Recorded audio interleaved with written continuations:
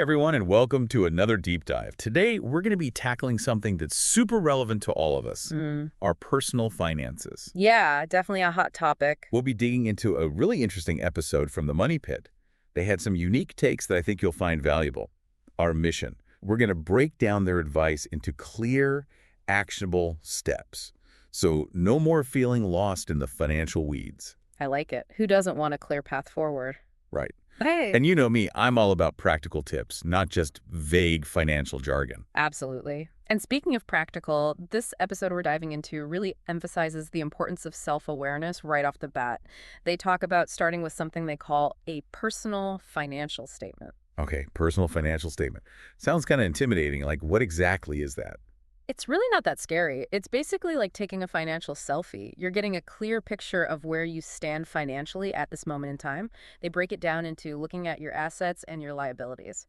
Okay, so like a before and after picture, but for our money. I can get behind that.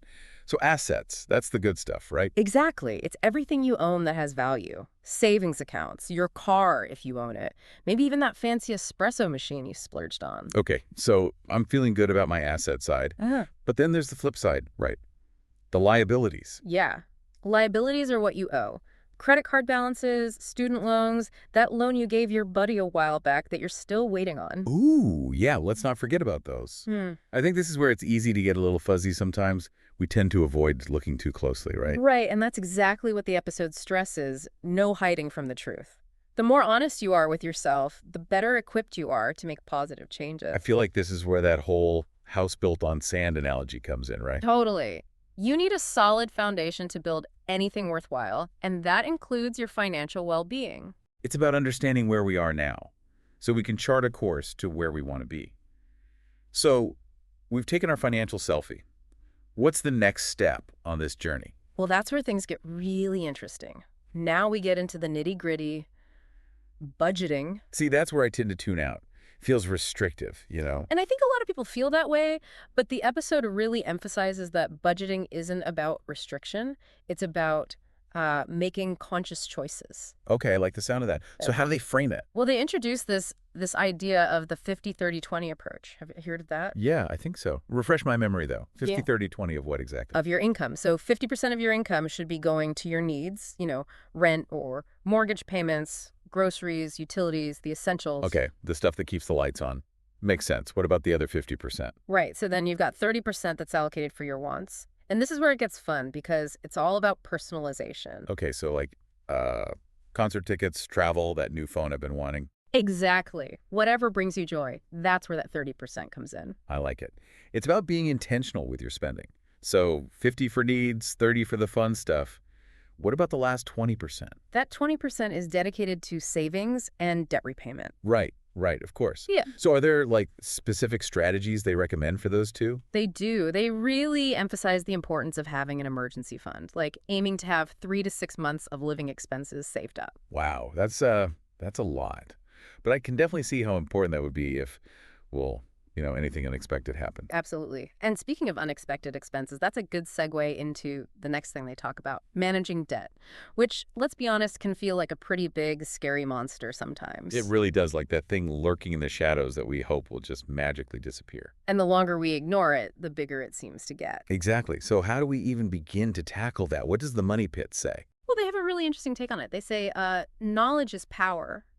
Like the first step is to really understand what kind of debt you're dealing with. Okay, so shine a light on it, so to speak. Categorize it. Right. Figure out like, okay, how much of it is credit card debt versus student loans versus, maybe a car loan or something. Yeah, you get specific. So then what? Once you've got it all laid out there. Then it's time to play detective and figure out those interest rates. Because that's where they get you. Exactly.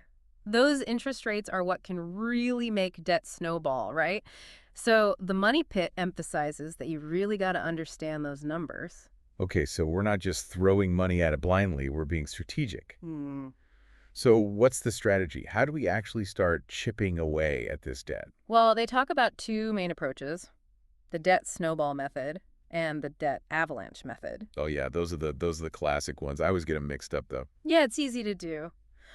So imagine you're lifting weights or something. Okay, can visualize that. So, the debt snowball is like starting with lighter weights to build momentum. You focus on paying off your smallest debt first while making minimum payments on all the others. Okay, I see. So each small win keeps you motivated to keep going. Exactly. And then you take that energy and you tackle the next biggest debt. Now, the debt avalanche, that's a little different. It's more about like maximizing efficiency. Okay, so less about the feel-good, more about the strategy. Right. So with this method, you're targeting the debt with the highest interest rate first, regardless of how big or small it is. Makes sense. So you're minimizing the amount of interest you're paying overall in the long run. Exactly. Now, paying off debt is obviously a huge part of building financial security, but there's another piece to this puzzle, and that's investing. Okay, now that's a word that can feel pretty intimidating. Like, isn't that something only, like, financial experts need to worry about? That's a common misconception. But this episode really breaks down those barriers and makes it feel much more accessible. They stress that you don't need to be a Wall Street guru to start investing. Okay, that's good to hear. So where do they recommend starting? Well, they talk about the benefits of index funds and ETFs, which, have you heard of those? I think so. But explain them like on five. Okay, so basically imagine instead of putting all your eggs in one basket, you're spreading them out across many different baskets. Diversification, right? Exactly. And these funds make it really easy to do that within the stock market. So even if some investments aren't doing so hot, others might be. And that helps balance things out. Okay, that makes sense. Less risk involved, or at least the risk is spread out a bit more. So is that it? Is that all the advice they give? Just like go invest in index funds? Well, they do emphasize that, like with anything else, you got to do your research and figure out what aligns best with your own risk tolerance. Like some people are comfortable with a little more risk than others, right? Totally. Some people are all about those roller coasters, and some people would rather, take a nice leisurely stroll in the park. Perfect analogy. Investing is kind of the same way. It's all about finding what feels right for you. This has been eye-opening. So basically, to recap for our listeners today, we've learned about the importance of understanding our financial starting point, figuring out a budgeting strategy that actually works for us, facing that debt monster head-on, and then finally looking at ways to grow our money through investing. And remember, it's a journey, right? Not a race. Start with small steps. Maybe pick one thing from this episode that resonated with you and focus on that. Exactly, and you don't have to do it alone. There's a ton of great resources out there, including, of course, the full Money Pit episode that we dove into today. And don't forget, the Money Pit focused on personal finances, but we can take these principles, this idea of self-assessment, planning, taking consistent action, and we can apply them to really any area of our lives that we want to improve. So true. Whether it's our health, our relationships, our careers, this approach can be a game changer. So that's something to think about as you go about your week. What area of your life could use a little deep dive? Love that. Food for thought. Thanks for joining us on another deep dive. We'll catch you next time.